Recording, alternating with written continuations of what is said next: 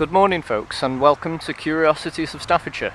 You join me today yet again in the churchyard of St John's in Burslem. Now you may recall last time we were here to look at the grave of the Hamel witch Molly Lee, and you can just see her grave just under the tree on the right of the picture right now. But we're here today to investigate another interesting piece of local history which was brought to my awareness quite recently actually, and this relates to Stoke-on-Trent's part in the early awareness, I guess, of industrial action. And by this time, Burslem was very much part of the industrial landscape of Great Britain. And we're talking about the 1842 pottery riots, and also the 1842 general strike.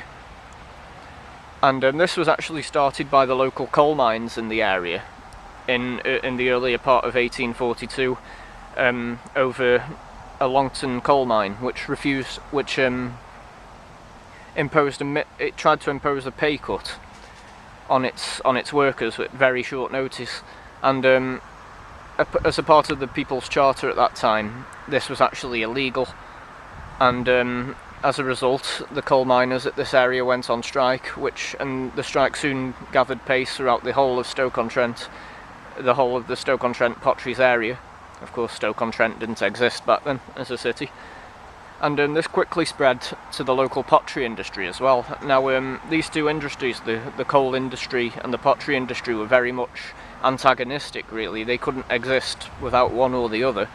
And so the strike sort of spread like wildfire. And it was actually picked up by the Chartist movement, which was hoping to make the People's Charter into law at that time. And they sent some of their people up to Burslem to hold meetings and make speeches and the like, and one such meeting was held in the town square in Burslem, which is just to my left right now. And if I just turn the camera around, I can show you Burslem, which is just on top of the hill. You can see the tower poking out there. One such meeting was held in the town square by the Chartist movement, which gathered quite a crowd, and the local magistrate actually ordered the troops to fire on the watching crowd. And amazingly, in this gathering, only one person was killed, and this person was recorded as being a young orphan boy of 16 years. And today we're actually going to take a look at what is reputedly his gravestone. So I'm just going to stop the video for a brief second and we'll pick it up by the grave. Okay, so here's the gravestone in question, and the inscription at the bottom there, which hopefully if I just zoom in a little bit, you can read, says, "I went up to town, a sight to see, met with a shot which killed me. No mourn for me, I beg you make, I think, but love my sister for my sake." Allegedly this rhyme marks the grave of the person who was killed that day in 1842. I believe it was the 17th of August.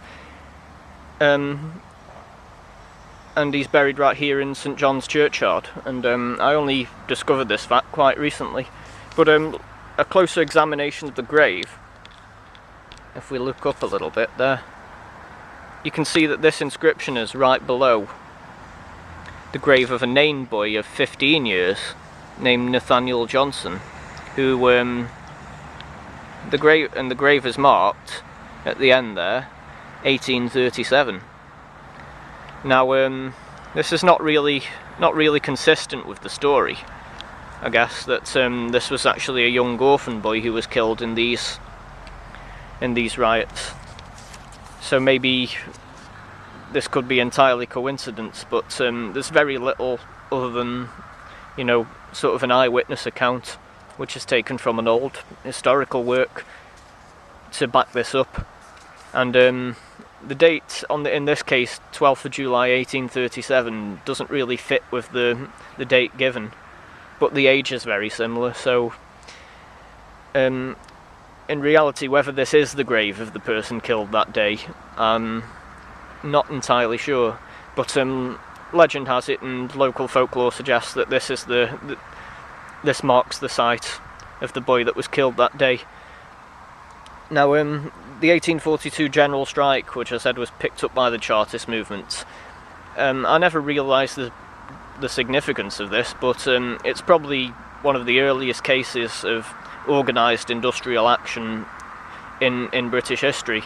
I mean, in the 1830s and earlier than that you had the Luddite riots, and later you had the swing riots in the rural areas, but they were very much just localised movements really of sort of angry mobs with pitchforks type thing. But this was, you know, a real general strike which pretty much paralysed the entire Potteries region.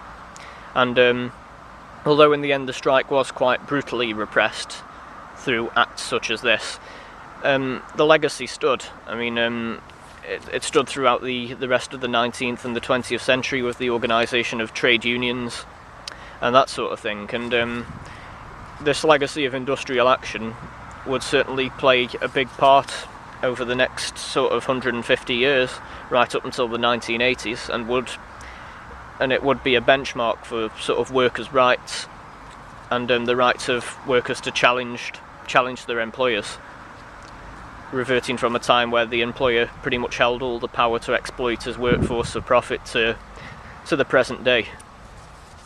And yes, this possibly all started right here in 1842 in Burslem, Stoke-on-Trent. Thank you very much for joining me and sharing this piece of history today.